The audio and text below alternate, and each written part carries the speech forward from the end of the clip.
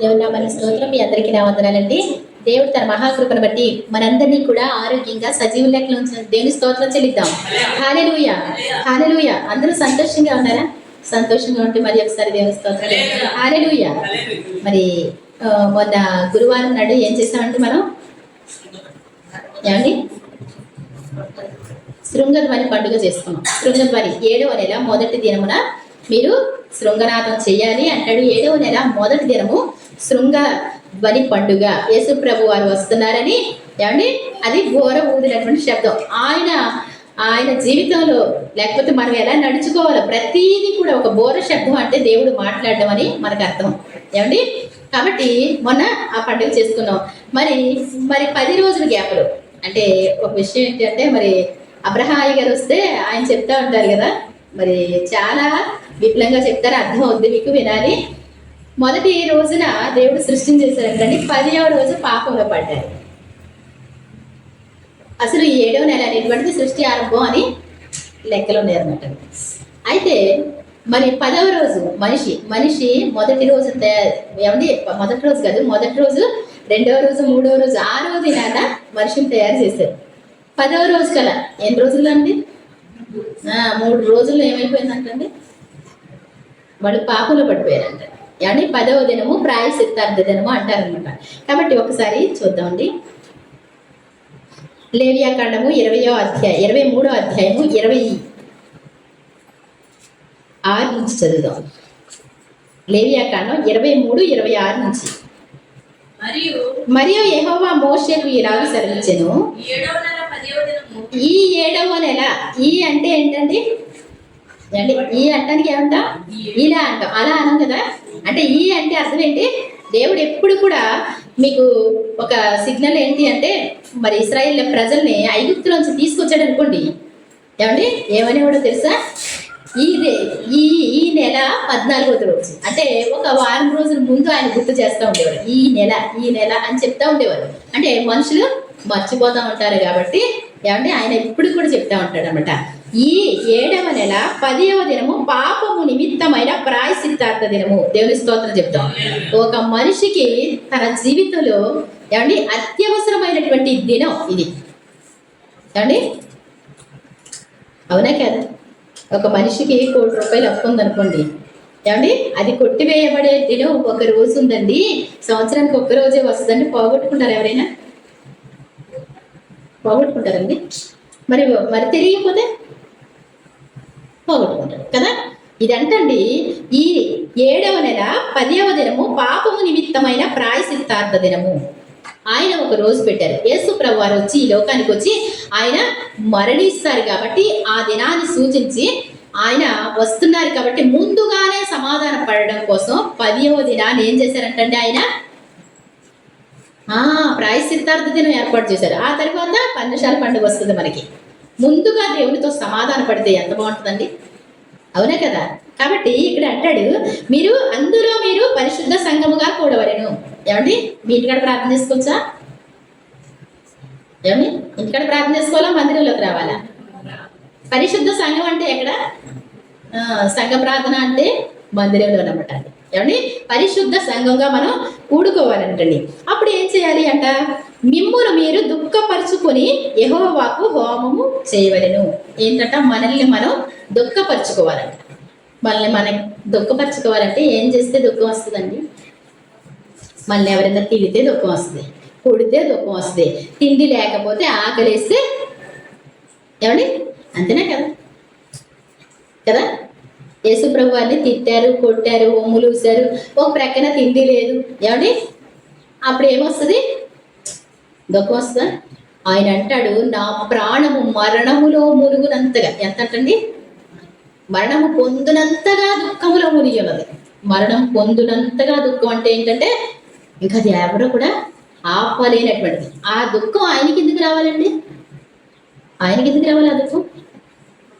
మన కోసం మనం పడవలసింది.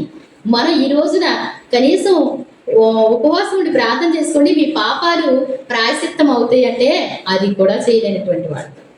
ఏమండి అది కూడా మనం ఏం చేయలేం, రాదు కదా. ఏమండి ఒకడు చనిపోవడానికి సిద్ధంగా ఉన్నాడంటే నేను అస్తమానం చెప్తానే ఉంటాను, అంటే మరి తప్పదండి. ఒక్కొక్క ఉపమానం ఏమవుతుంది? వస్తూ ఉంటాయి. వాడు చనిపోవడానికి సిద్ధంగా ఉంటే వాడేం పట్టించుకోడు, కోమలోకి పోతా ఉంటాడు. ఏమండి? కానీ ప్రక్కన ఉన్నటువంటి వాళ్ళకి వీడి మోక్షానికి వెళ్తాడా నరకానికి వెళ్తాడా అని కంగారు ఉందంటాడు. ఆ ఆతృతుండి వాళ్ళు ఏం చేస్తున్నారు, నాకు లాంటి పక్క నుండి ఒక్కసారి నారాయణ నారాయణ అంటే, వాళ్ళు హిందూస్ కాబట్టి అనరా బాబు తాతయ్య నారాయణ అను అంటే అంటలేదంటండి. ఇంకొక తెలివిగల వాడు ఏం చేశాడంటండి, ప్రక్కన ఉన్నటువంటి తాడి చెట్టు గబగబా ఆ యొక్క కమ్మ నరికి దాన్ని నారని పీకి దాన్ని ఏమంటారు, బయటికి తీస్తే నార తీస్తారు అంటారు కదా, నారని పీకి అది తీసుకొచ్చి ఇదేంటిది ఇదేంటి అంటే ఏంటంటే నార అంటే కనుక మేమందరం ఆత్రపడ్డాము, వీడు కూడా నార అన్నాడు. చనిపోయేటప్పుడు ఏమన్నాడంట, ఏమంటే చచ్చిపోయేటప్పుడు కలవరిస్తా కొంతమంది ఏమండి మనవరాలి పేరు మనవడి పేరు కలిసి చచ్చిపోతారంట. ఏమండి ఇలా అంటున్నారండి, నీ పేరే తెలిసారు అంటారు. అందుకే నార అంటే సగం పెరికాడు అప్పుడు చచ్చిపోయాడు అంటే మీ పేరు తెలుసుకున్నాడని ఒక రూల్ ఉంటుందేమో అనేసి నార తీసుకొచ్చి చూపిస్తే వాడు ఇలా చూసి పీచు అని చచ్చిపోయాడు. దరిద్రుని ఎవడు కూడా ఏమండి అంతేనా. రేపు మరి మనకి వచ్చే విశ్రాంతి దినం పాపము నిమిత్తమైనటువంటి ప్రాయశ్చిత్తాల దినం. నేను ఎందుకు చెప్తానంటే, వచ్చిన రోజే చెప్పామనుకోండి ఆ రోజు ఏం చేయాలో తెలియదు, ఆ రోజు కడుపు నిండా తిని వస్తారు, ఒకవేళ రాకుండా మానేస్తారు.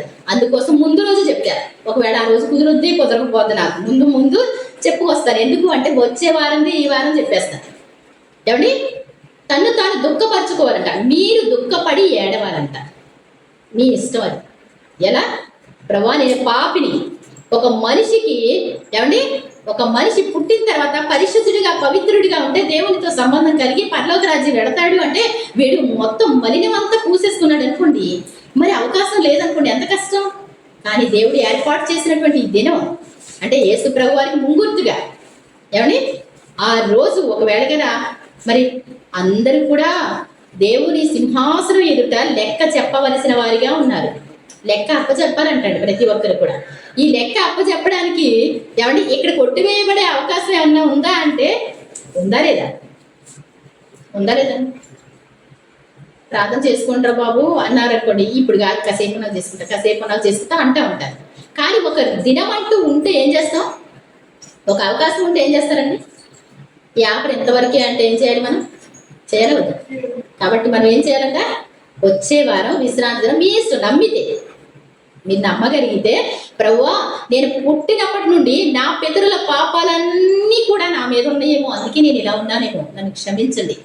పాపపు బంధకాలతో ఉన్నానేమో, శాపపు కట్టులతో ఉన్నానేమో, నన్ను విడిపించండి అని మనల్ని మనం దుఃఖపరుచుకుంటే గనక కానీ మన పాపాలు పరిహరింపబడతాయి అంటండి.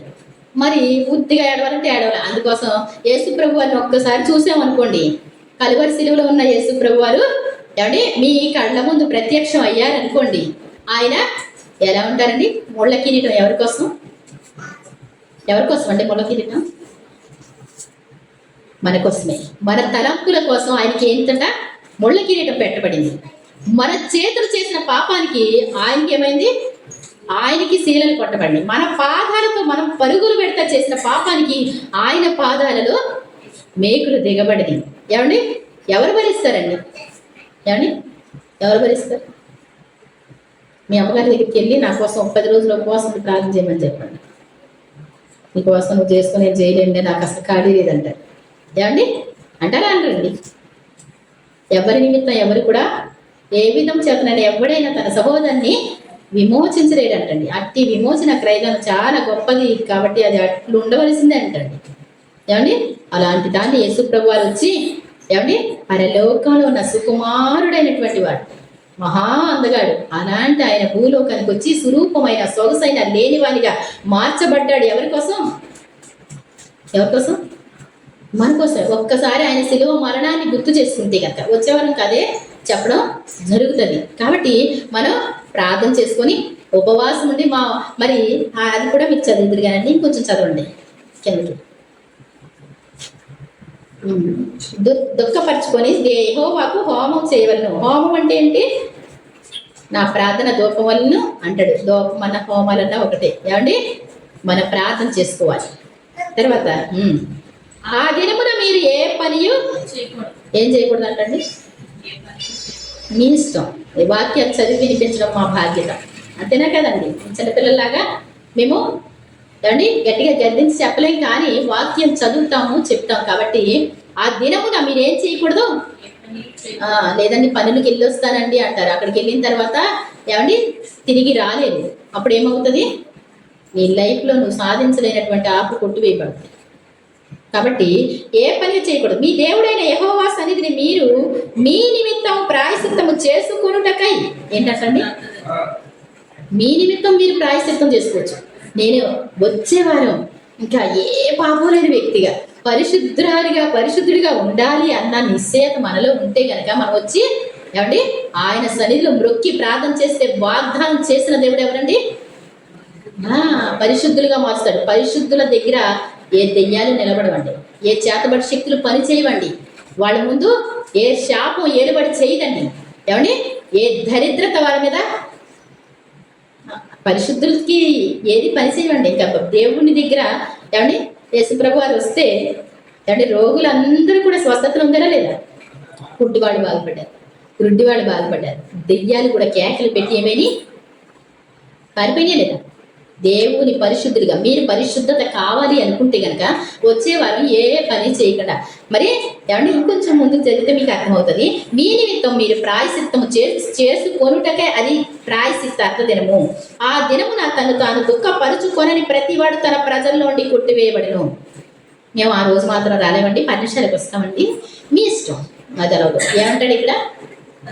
మీరు మీ ఇంటికాడ అనలేదు ఇక్కడ పరిశుద్ధ సంఘంగా. ఒకవేళ ఇక్కడ కుదరలేదు అనుకోండి, ఇంకో సంఘానికి వెళ్ళండి. అండి పోనీ వేరే కుదరలేదు, ఇంకో మందిరంకి వెళ్ళాలి. పరిశుద్ధ సంఘంలో మీరు దేవుని మందిరంలో ఉండి మీరు ఏం చేసుకోవాలంట?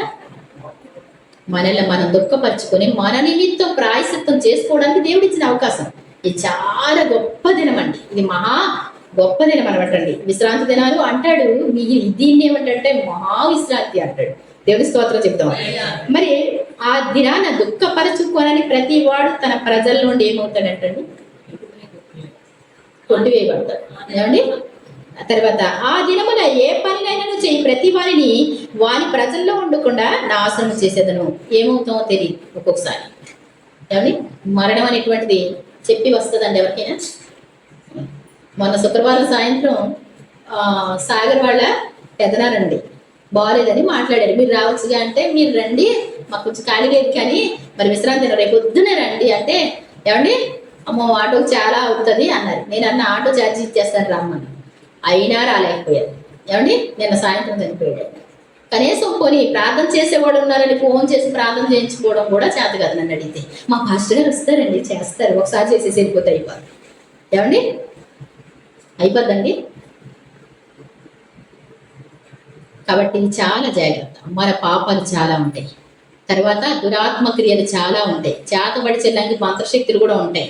ఏమండి అంతేనా కాదండి? ఒక ట్యాబ్లెట్ తీసుకొచ్చి ఏమండి బాగా నీరసంగా ఉన్నాడండి, కోమాలో ఉన్నాడంటే ఒక ట్యాబ్లెట్ తీసుకొచ్చి ఎవరైనా చేతిలో పెట్టి అంతటూ ఉడుకోవచ్చుగా, మరి హాస్పిటల్కి ఎందుకు పరిగెడతారు?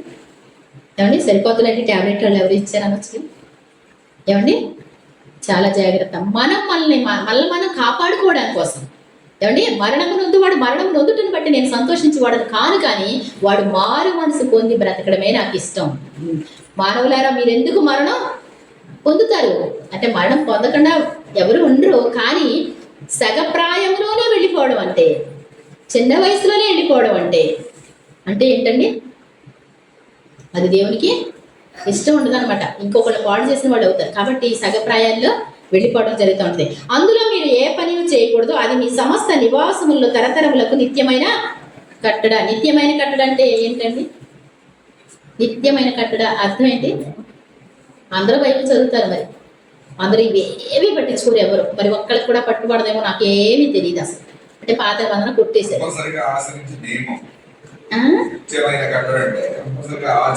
ఎప్పుడు అంటే ఇంకా భూమి నిలిచున్నంత వరకు కూడా ఉంటది. అంటే ఏంటి?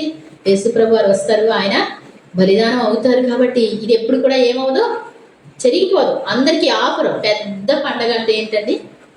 పెద్ద పండగ అంటే ఏంటి? మన పాపాలు పోయిన రోజు, అంతేనా కాదా? మన పాపపు అప్పంత కొట్టివేయబడిన రోజు, అంటే ఒక పరిశుద్ధుడిగా తీర్చబడినటువంటి రోజు, పరలోక రాజ్యానికి వారసత్వం పొందినటువంటి రోజు. అది చిన్న పండుగ కాదండి. అంటే భోజనాలు తక్కువ కాబట్టి, జనాలు తక్కువ కాబట్టి ఏంటంట చిన్న పండుగ అనుకుంటారు. కాదు, చిన్న పండుగ కాదు, చాలా పెద్ద పండుగ. దేవుని స్తోత్రం చెప్తాం. ఇక్కడ మనం జీవనోపాధులు చేసుకోవచ్చు, జీవనోపాధి పనులు చేయకూడదు, తమను తాము దుఃఖపరచుకోవాలి, మన నిమిత్తం మనం ప్రాయశ్చిత్తం చేసుకోవాలంటండి. మళ్ళీ మనం దుఃఖపరచుకోవాలంట. చూడండి ఆ తర్వాత, అది మీకు మహావిశ్రాంతి దినము, మిమ్మును మీరు దుఃఖపరచుకొనవలెను. ఆ నెల 9వ నాటి సాయంకాలం మొదలుకొని, ఎప్పటి నుండి ఏమండి? విశ్రాంతి దినం 11 గంటలకు కాదు, 9వ నాటి సాయంకాలం మొదలుకొని. సాయంకాలం దినారంభం ఎప్పుడు స్టార్ట్? 6 గంటల నుంచి స్టార్ట్ అవుతుంది. 6 గంటల నుంచి 9వ నాటి సాయంకాలం మొదలుకొని మరుసటి సాయంకాలం వరకు మీరు విశ్రాంతి దినముగా ఆచరింపవలెను. ఏంటంటండి? ఎన్ని గంటలు? మీ ఇష్టం. సరే, మరి 9 శుక్రవారం సాయంత్రం, వచ్చే వారం శుక్రవారం సాయంత్రం నుంచి శనివారం సాయంత్రం వరకు మీ ఇష్టం. అది ఆఫర్ ఉందన్నమాట అండి. మీరు ఎప్పుడైనా వచ్చి ప్రార్థన చేసుకుంటారో, రోజంతా చేసుకుంటారో, అది మీ ఇష్టానికి అప్పచెప్పబడింది. దేవుడు చెప్పిన మాట అయితే మాత్రం 9వ నాటి సాయంకాలం మొదలుకొని మరుసటి దినము సాయంకాలం వరకు మనకు విశ్రాంతి వచ్చిందండి. ప్లస్ అయింది మీ అందరికి. ఏమండి? ఎంత సంబరం కదా. ఒకవేళ ఎక్స్ట్రా వస్తే ఏమంటే కష్టం అనుకుంటారు కదా. కాబట్టి మరి అది విశ్రాంతి దినముగా ఆచరింపవలెను. దేవుని స్తోత్రం చెప్తాం. మరి అందరికి అర్థమైందండి ప్రాయశ్చిత్తార్థ దినం. లేవియాకాండం 23వ అధ్యాయంలో చదువుకుంటే మరి శృంగధ్వని, ప్రాయశ్చిత్తార్థ పండుగ, పర్ణశాల పండుగ వస్తాయండి. ఇంకా పండుగలు కూడా ఉన్నాయి అందులో కూడా. ఏమండి? కాబట్టి మనం ప్రతి పండుగలో అర్థం తెలుసుకొని ఆ పండుగలను చేయడం ద్వారా ఎవరికి మేలు జరుగుతుంది? మనకి మనమే మేలు చేసుకున్న వాళ్ళం. గుర్తుపెట్టుకోవాలి, ఈ పండుగలు అన్యాచారాలు కాదు. వీటిని ఆచరించడం ద్వారా నరకానికి పోతారేమో అనుకుంటారేమో, కానీ నరకానికి పోయే పండుగలు కావండి మనం చేసేది. ఏమండి? దేవుడు స్వయాన వ్రాసినటువంటి పండుగలు. పండుగ అంటే మాకు ఉందో లేదో తెలియదు, క్రైస్తవుల పండుగ లేదు, ప్రతిరోజు పండుగ. ఏమండి? ఇప్పుడు చెన్నగారాల్లో ఉన్నారు, రోజు కూడా ఏమండి ఒకవేళ చికెన్ మటన్ తెచ్చుకున్నారనుకోండి, పండుగేనండి. మా ఇంట్లో పండుగ జరిగిందంటారా? ఏమండి? ఒకవేళ వస్తువులు ఏమైనా తెచ్చుకుంటే పండుగ జరిగిందని చెప్తారా? ధనవంతుడికి రోజు పండగ అంటే పండగ అవుద్దండి? ఏమండి? కాదండి. అవునా? పండగ రోజులు ఏం చేసుకోకపోయినా, హాస్పిటల్ బెడ్ మీద ఉన్నా అదేంటది పండగే. గుర్తుపెట్టుకోవాలి, పండుగ అంటే ఏదో అన్నీ ఉంటే సంబరంగా ఉండేది కాదు. ఏ పండగ ఆ పండుగ పెట్టాడు. నువ్వు ఉపవాసం ఉండే పండుగ ఇది అన్నిటికంటే పెద్ద పండుగ. సంబరంగా ఈరోజు మా దరిద్రతలన్నీ పోవాలని చెప్పి శుక్రవారం సాయంత్రం ఎప్పుడవుతా ఎదురు చూస్తా, తలస్నానం చేసి ఎవరైతే దేవుడి సన్నిధిలో ఉంటారో వాళ్ళు ఎంతో ధన్యులు అనమాట. దేవుని స్తోత్రం చెప్తాం. మరి భక్తుల విషయం కూడా ఒకసారి ఏమండి కొంచెం చదివి మీకు వినిపించేసి ఆ తర్వాత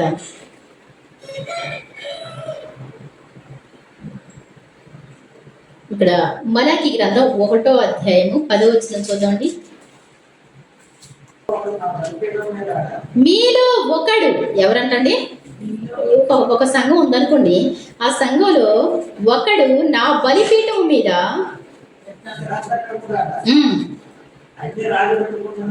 ఏంటంటండి నిరర్ధకంగా, బలిపీఠం మీద అగ్ని దిగి వస్తుందంట, నిరర్ధకంగా దిగి వస్తుందంట. అది అగ్ని మండి ఏమండి మొత్తం నాశనం అయిపోతుంది. ఇంకా దేవునికి ఇష్టం లేనటువంటి పరిస్థితి.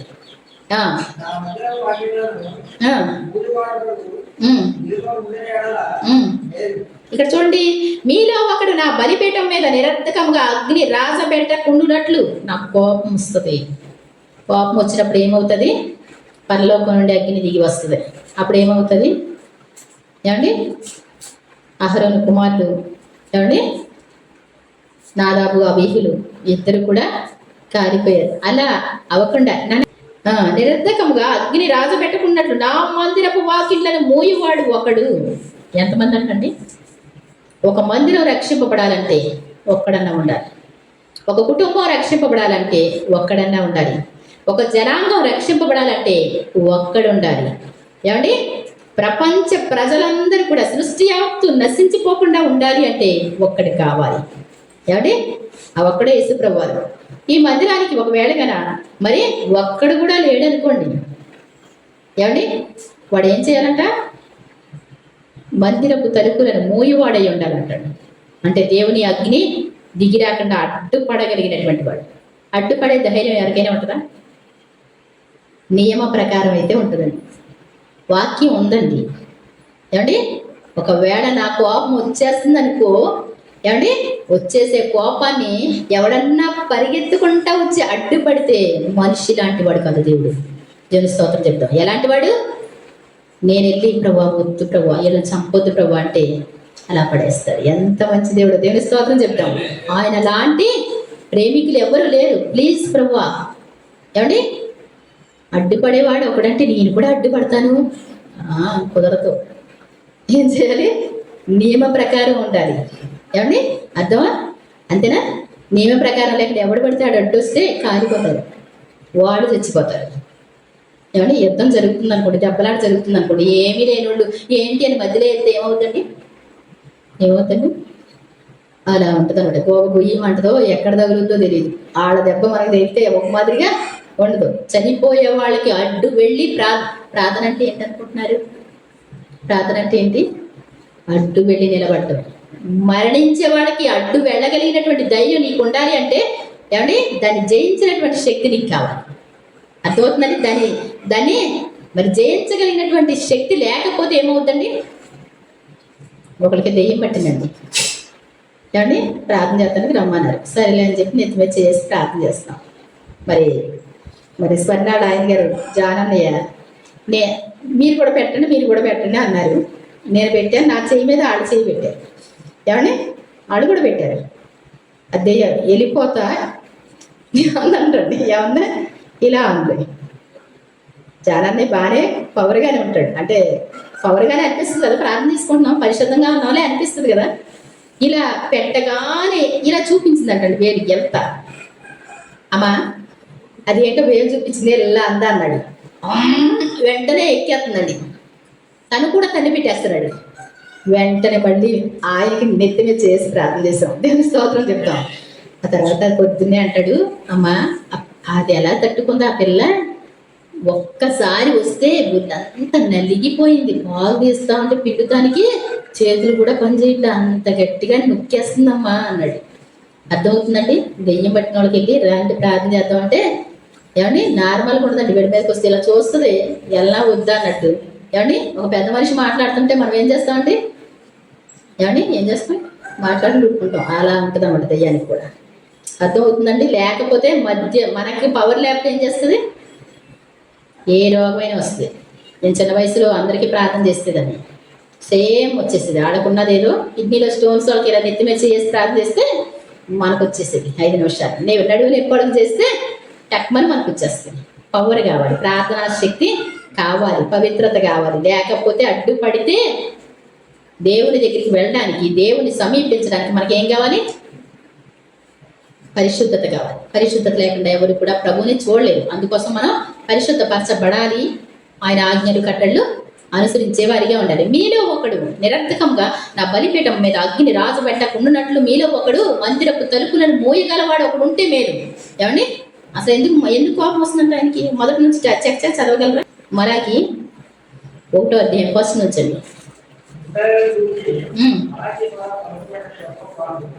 ఇశ్రాయేలుని గురించి మలాకి అనేటువంటి ప్రవక్త ద్వారా దేవుడు మాట్లాడుతున్నటువంటి మాటలు.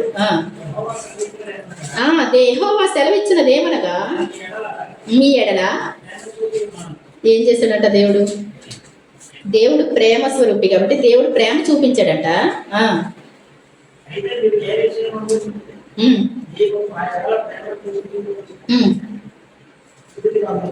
ఏంటండి?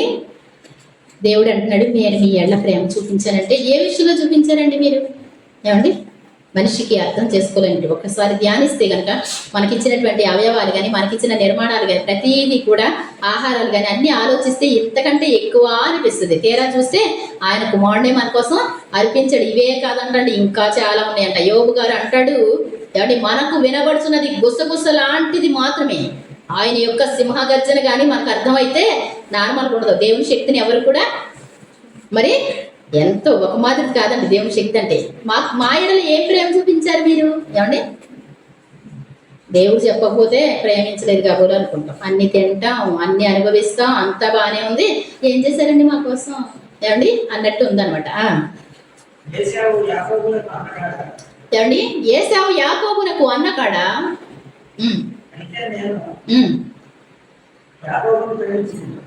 పాస్ ఏంటంటండి, ఇద్దరు కవాలి పిల్లలు కడుపులో ఉండి పుట్టారు. ఏమండి కడుపులో ఇద్దరు కవాలి పిల్లలు ఉన్నారు. ఏమండి వాళ్ళిద్దరు పుట్టారు. అయితే దేవుడు అన్నాడు యాకోబు, ఏమండి యాకోబుకి ఏశావు అన్నకాడ, కానీ యాకోబును ప్రేమించలే. అంటే దేవుడు పక్షపాతి అంటారా? ఏమండి ఎందుకు ప్రేమించాలి దేవుడు? వాడెవడో అడుగుతాడు నన్ను. అందరినీ ఒకేలాగా పర్లోక రాజ్యం తీసుకెళ్ళొచ్చు కదా. అంటే ఈ భూమి మీద ఎలా ఉందో అలాగా, ఎక్కడ దరిద్రం జరగక అక్కడ తీసుకెళ్ళాలి. ఏమండి ఏంటంటండి భూమి మీద ఎందుకు పెట్టాడో తెలుసా అండి? ఎందుకు పెట్టాడు? ఎవరు పరిశుద్ధిలో, ఎవరు దేవునికి భయపడతారో, ఈ లోకాన్ని ఎవరైతే అసహించుకుంటారో, సాతాను మాట వినకుండా ఎవరు ఉంటారో వాళ్ళనే ఏం చేయడానికి గ్రేడింగ్ అనమాట అండి. నెంబర్ 1 క్వాలిటీలు అన్నీ తీసుకోవడానికి ఆయన ఈ భూలోకం పెట్టాడు. అంతేగాని ఇక్కడ ఉన్నదే మళ్ళా పరలోక రాజ్యం తీసుకెళ్ళాలి. ఏమండి కాబట్టి ఇక్కడ అంటాడు యాకోబును నేను ప్రేమించాను, ఏశావును ద్వేషించాను. ఏశావును ఎందుకు ద్వేషించండి? నన్ను ప్రేమించిన వారిని నేను ప్రేమిస్తా, నన్ను నిరాకరించిన వారిని నేను కూడా ఏం చేస్తాను? నిరాకరిస్తాను. నన్ను విసర్జించిన వారిని నేను కూడా విసర్జిస్తాను అంటాడు దేవుడు. మాకు వద్దండి యేసు ప్రభు, మాకు వద్దండి అంటే ఏం చేస్తాడండి ఆయన?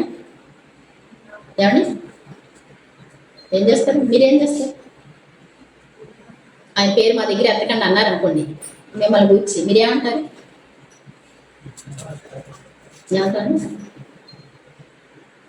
కోపం వస్తుంది కదా. కానీ ఆయన ఒకవేళ కోపం వచ్చినా తెలియకంటే కదా క్షమిస్తాడు. మనమైతే క్షమించలేమేమో. కానీ అయితే ఏశావు విషయంలో తన హృదయం అంటండి తర్వాత కన్నీరు విడుస్తా ఆ దీవెన కోసం కనిపెట్టాడు, కానీ దొరకలేదని ఉంది కదా దేవుని వాక్యం. ఎందుకో తెలుసా? ఏశావు ప్రతి విషయం తప్పిపోయాడు. సౌలు రాజు ఉన్నాడు, ప్రతి విషయంలో తప్పిపోయాడు. ఒకసారి కాదు, 2 సార్లు కాదు, 3 సార్లు. ఒకసారి చేస్తే పొరపాటు అంటారు దాన్ని. ఏమండి తెలియక. 2వ సారి చేసినా పొరపాటు అంటారు. 3వ సారి చేస్తే అది మన మైండ్ సెట్. ఏమండి ఇంకా తప్పు అనమాట లెక్క. ఒకసారి గప్పును తెలియకుండా అలా చేయకు అనేసి అన్నారనుకోండి, అంతటితో తెలియదు కదా. ఏమండి గప్పును అడిగేసాం అనుకోండి, ఏమంటే తెలియకపోతే ఏమవుతుంది? మనకు తెలియదు కాబో అంటే ఇష్టమయ్యి కాదని చేస్తుంది తెలియక. కాబట్టి ఏంటి మనం మరి ఏశావు కానీ సౌలు కానీ పదే పదే పాపం చేశారు. అలాంటి వాళ్ళని దేవుడు సహించలేకపోయాడు. 1 సారి 2 సార్లు కాదు. ఇంకా వాళ్ళకి నచ్చింది ఏంటండి? వాళ్ళు శారీరకమైనటువంటి ఈ లోకాన్ని మాత్రమే ప్రేమించారనమాట. ఇక్కడ అంటాడు అయితే నేను యాకోబును ప్రేమించి ఇదే యెహోవాకు ఏశావును ద్వేషించి అతని పర్వతములను పాడు చేసి అతని స్వాస్థ్యములు అరణ్యమందున నక్కల పాలు చేసి తిని. తను కూడా దేవుని వదిలిపెట్టేసి లోకం మీద పడ్డాడు. ఏ మాత్రం దేవుని యొక్క విషయాలు లక్ష్య పెట్టాలి. అంటే పక్కన వాడు బ్రతుకుతున్నారు, నేను బ్రతుకుతున్నా. మందిరానికి రాకపోతే బ్రతకలేమా? ఏమండి వాక్యాలు వినకపోతే బ్రతకలేమా అని ధీమా. ఏమండి అంతేనా?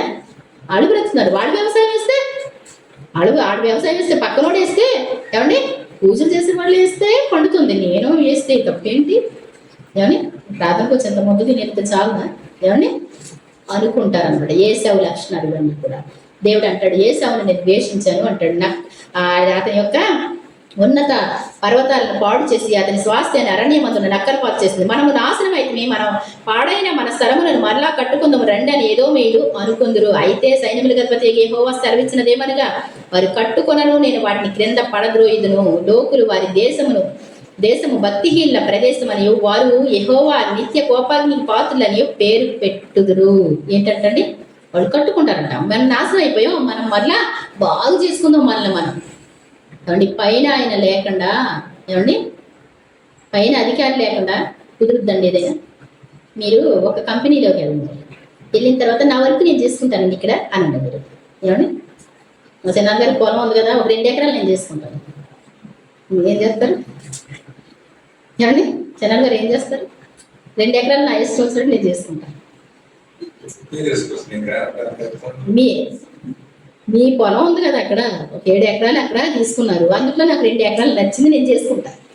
ఏం చేస్తారు మీరు? ఏమండి అర్థమవుతుందండి నేను చెప్పేది? ఈ సమస్త భూమి ఆయనది. మొత్తం ఆయనదే. ఆయన లేకుండా మనం కట్టబడతాం, ఆయన లేకుండా మేము గొప్పవాళ్ళం అవ్వలేమా అనేటువంటి ధీమా ఎవరిది అంటే ఏదో మీరు. ఏమండి, ఈశావు మనసే ద్రోహం నా కాదని నిలిచెను దోషం. ఏమండి, ఏసావు మనసు ఏంటంట ద్రోహంగా ఉందంట. కాబట్టి మనం అది దేవుడికి ఇష్టం లేదు. అసలు యాకోబును ప్రేమించాను. యాకోబు ఎలాంటి వాడు తెలుసా? యాకోబు ఎలాంటి వాడు? ఎక్కడున్న దేవుని పాదాలు పట్టుకుంటాడు. కోట్ల ఆస్తి వచ్చిన దేవుని పాదాలు పట్టుకొని నువ్వు నన్ను ఆశీర్వదిస్తే తప్ప నేను నిన్ను వదిలిపెట్టను. ఎక్కడున్నా మీరు నాకు కావాలి, ఎక్కడున్నా ప్రార్థన చేసేవాడు. దేవుని స్తోత్రం చెప్తాం. దేవునికి వేరుగా ఉండి ఏం చేయలేమండి. అందుకే పరలోక పట్టణం కూడా తనకి ఇచ్చేసాడు, తన కొడుకులకి ఇచ్చేసాడు. ఈ భూమి మీద కాదండి, చంద్రమండలం మీద కాదండి. ఏమండి, పరలోక పట్టణానికి ఇశ్రాయేలు గోత్ర పేర్లు ఒక్కో పట్టణానికి ఒక్కొక్కడికి రాసేసాడు, ఒక్కొక్క గుమ్మానికి. మాట కాదు, దేవుని స్తోత్రం చెప్తాం. ఇక్కడ అంటాడు, కనులారా దాన్ని చూచి ఇశ్రాయేళ్ల సరిహద్దుల్లో యెహోవా బహు గనుడుగా ఉన్నాడని మీరందరూ. కుమారుడు తన తండ్రిని గనపరచును కదా, దాసుడు తన యజమాని గనపరచును కదా. ఏంటంటండి, లెక్క ప్రకారం చూస్తే తల్లిదండ్రులు గౌరవించాలి. కుమారుడు తన తండ్రిని గనపరుస్తాడు, దాసుడు తన యజమాని ఏం చేయాలి? ఒక కంపెనీలో పనిచేస్తా మా బాస్ అండి ఎదవండి అన్నాడు అనుకోండి, ఏమవుతాడండి? ఏమండి, ఎక్కడ అంటానికి కుదిరితే చాలా మంచివాళ్ళు అండి అని చెప్పారు. అవునా అవునా కాదా?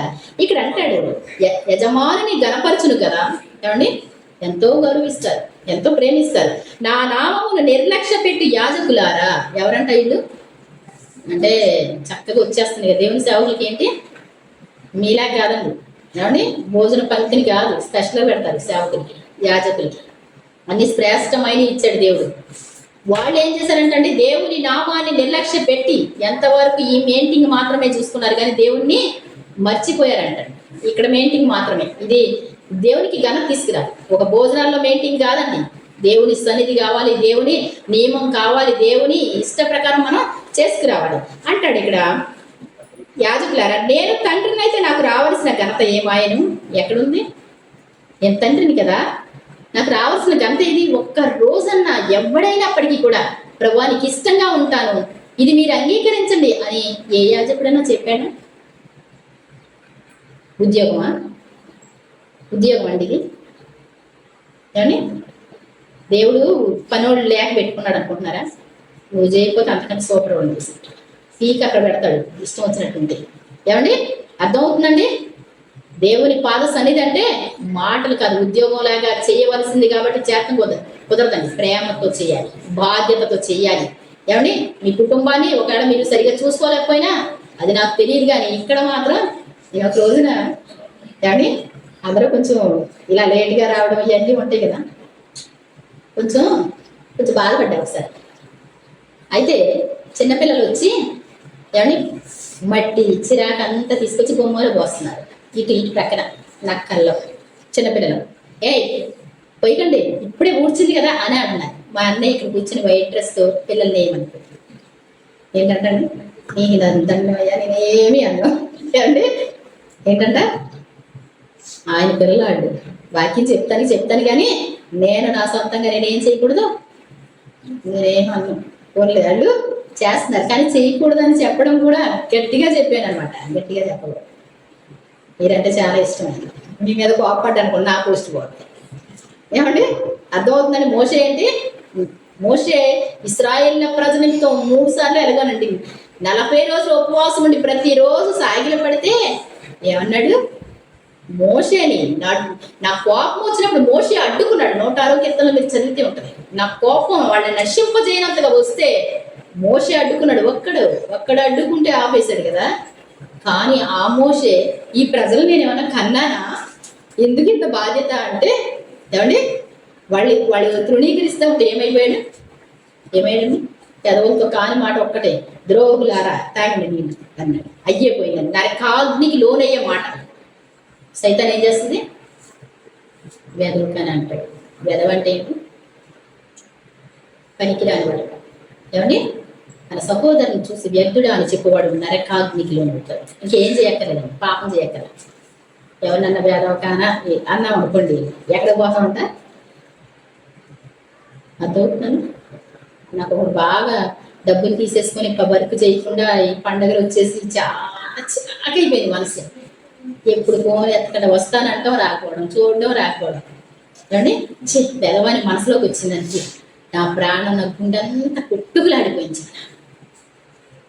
ప్రభు నన్ను క్షమించలే కాని మాట పలికిస్తుంది సాతాను. కరెక్ట్ పదం పలికిస్తుంది సాతాను.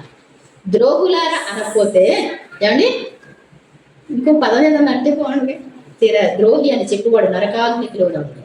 చాలా జాగ్రత్త. సైతాన్ ఏం చేస్తుంది, కరెక్ట్గా మన కోపంలో ఉన్నప్పుడు ఒక్క మాట వదిలిపెట్టి. కాబట్టి చాలా జాగ్రత్త.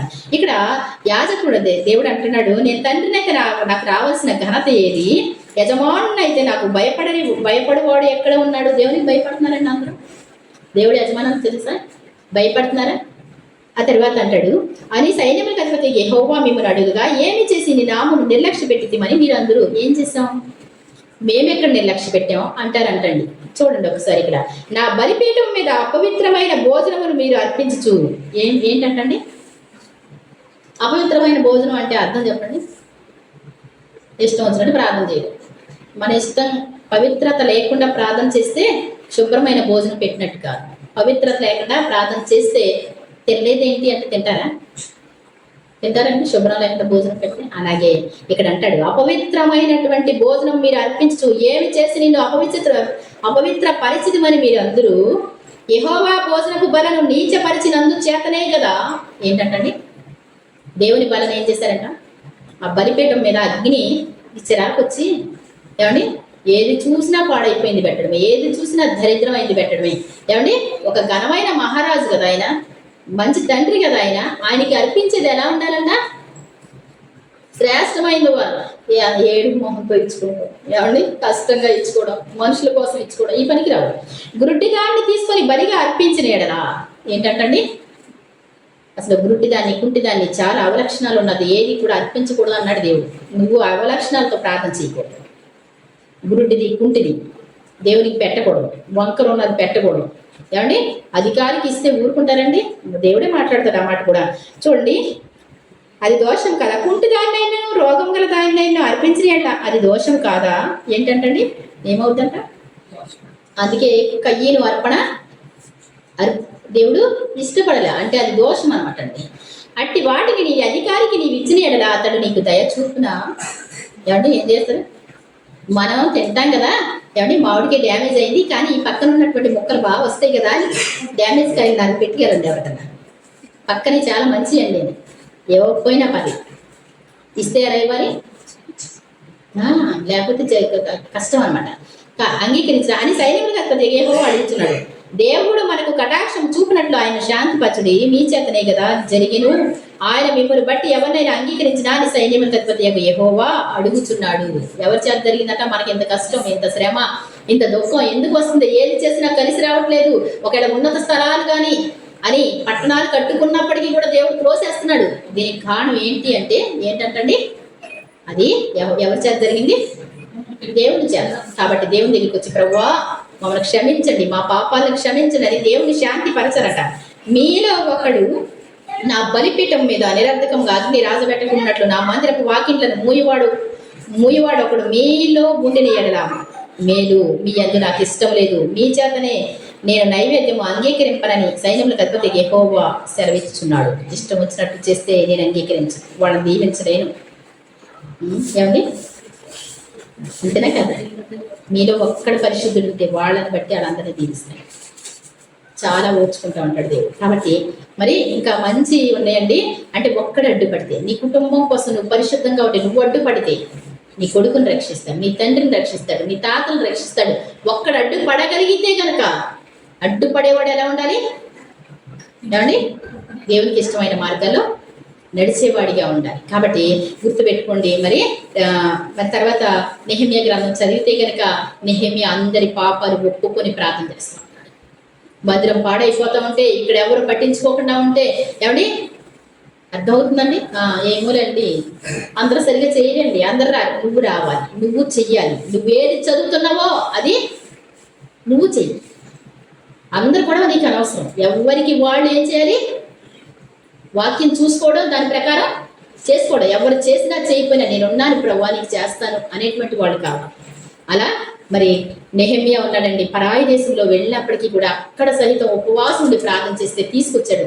అందరి పాపాలు ఒప్పుకొని ప్రార్థన చేశాడు. ఏమండి, మందిరం మంచిగా జరగాలి, దేవుని ఆజ్ఞలు కట్టడలు అన్ని మంచిగా జరగాలి, పండగలన్నీ జాగ్రత్తగా జరగాలి, అలాగే ప్రజలందరికీ దేవుని వాక్యాలు వినిపించాలి, అనేకులకు రక్షణ సువార్త అందించాలి, స్వస్థత ప్రార్థన చేయాలి. ఏమండి, ఒక్కళ్ళు రాకపోతే ఒక్కళ్ళు ఏం చేస్తామండి, అయినా పెట్టేస్తున్నాం. వచ్చే వారం నుంచి పై వారం నుంచి స్టార్ట్ అయిపోతుందండి. ఏమండి, శుక్రవారం నైట్, శనివారం 2 ఆరాధనలు, ఏమండి ఆ తర్వాత ఆదివారం కూడా ఆరాధన ఉంటుంది, శనివారం నైట్ కూడా ప్రార్థన ఉంటుంది. ఎవరైనా వచ్చి 3 రోజులు క్యాంప్ వేసుకోవాలంటే వేసేసుకోవచ్చు అనమాట. మాకెందుకని మేము ఎలాగో చేసుకుంటున్నాం, దీని ఇదే పని చేసుకుంటున్నాం కాబట్టి పెట్టనటువంటి పరిస్థితి నాకెందుకు. ఏమండి, కాబట్టి తప్పకుండా మనం దేవుని ఆజ్ఞలు కట్టడలు అనుసరించే వారిగా ఉందాం, దేవుని గణపరిచే వారిగా ఉందాం. మరి ప్రాయశ్చిత్తార్థ దినంలో మరి పరిశుద్ధంగా అవడానికి అవకాశం ఇచ్చాడు కాబట్టి నేను ఈ రోజు నుంచి పరిశుద్ధుడిగా ఉంటే, మీరు పరిశుద్ధులైతే ఎవరికి ప్రార్థన చేసినా ఏం చేస్తాడు దేవుడు, వింటాడు. అవునా కదా? కాబట్టి మరి పరిశుద్ధులకి అన్ని ఆశీర్వాదాలు అందుతాయి అన్నమాట. కాబట్టి మిమ్మల్ని దేవుడు మరి అలా దీవించునుగాక. వాక్యాన్ని మర్చిపోయే వారిగా కాకుండా బద్దలైపోయిన తొట్ల వంటిగా అంటాడు. ఏమంటే నీరు నిలవని బద్దలైన తొట్టులు అంటాడు, తొట్లు అంటాడు. నీరు నిలవని బద్దలైపోయిన తొట్టులో ఎన్ని నీళ్ళు వస్తే ఉంటాయని, ఒక చిన్న కుండలోనన్నా నిలబడతాయి నీళ్ళు, చిన్న గ్లాసులోనన్నా నిలబడతాయి. కానీ బద్దలైపోయినటువంటి తొట్టి పెద్ద తొట్టే, నువ్వు ఎన్ని పడితే మోటార్ వేసి నీళ్ళు పట్టినా ఏమవుదు. ఏమండి, నా చెనులు 2 నేరములు చేసి ఉన్నారు, జీవజలముల ఊటనైనా నన్ను వదిలిపెట్టేశారు. జీవజలాల ఊట అంటే ఇంకెప్పుడు ఉండేది, దాన్ని వదిలిపెట్టి వాళ్ళు ఏం చేశారంట, బద్దలైపోయిన నీళ్లు నిలవని తొట్టులను వాళ్ళు ఎన్నుకున్నారంటారు. అలాంటి హృదయాలు మనకు వద్దు. కానీ ప్రభువా మరి నేను కనపరుస్తాను, నేను స్తుతిస్తాను, నేను యాకోబులా నీకు ప్రియమైన వాడిగా ప్రియమైన దానిగా ఉండాలని కోరుకుంటున్నాను. నేను అడ్డుపడితే మీరు త్రోసేసే పరిస్థితి ఉండకూడదు. ఏమండి, మనుషులకే పిచ్చోళ్ళ కనపడతాం, కానీ ఇలా వెళ్తే ఏం చేస్తాడు దేవుడు, మన మాట అక్కడ కనపడితే అక్కడ ఆ కేసు ఏమవుద్దండి, ఏమవుద్ది? మీకు ఆ నమ్మకం ఉందా? నేను వెళ్ళానంటే దేవుడు మాత్రం అసలు త్రోయవేడు. నాకు అనిపిస్తుంది, నా పేరు అక్కడ ఎంటర్ అయ్యి నా ప్రార్థన ఒకటి పడింది అంటే దేవుడు త్రోసేయడం అన్న నమ్మకం ఉంటుంది నాకు. ఏమండి, అంత నమ్మకం మనకి అంటే మాకు ఉందండి. ఏమండి, ఉంటే మంచిదే, చేసి చూసుకో. కాబట్టి నిజంగా దేవుణ్ణి మరి ప్రేమిద్దాం. దేవుణ్ణి ప్రేమిస్తే ఆయన కూడా మళ్ళీ ప్రేమిస్తాడు. మరి ఏం చేసుకోగలరు? మీ జీవితంలో ఎదగాలనుకుంటే, పరిశుద్ధంగా ఉండాలనుకుంటే, ప్రతి మాటకి భయపడే వారి మీద ఆయన కృప ఉంటుందంటండి. ఆయన కృప ఉంటే మాత్రం మళ్ళీ గొప్పగా లోకం నశించిపోయిన నోవాహుని ఏంటంటే, నోవహు ఈ తరాన్ని బట్టి చూస్తే నువ్వు ఒక్కడవే నీతిమంతుడు, అందుకే ఆయన కృప పొందుకున్నాడు. కృప పొందుకున్న వాళ్ళు ఏమవుతారు? ఈ లోకం నుంచి తప్పింపబడతారు, శోధన నుంచి తప్పింపబడతారు, నరక శిక్ష నుంచి కూడా తప్పించబడతారు. ప్రార్థన చేసుకుందాం. ప్రభువా మరి మేము మీ ప్రతి మాట వినాలి నాయనా, మమ్మల్ని క్షమించనని ప్రార్థన చేసుకుందాం.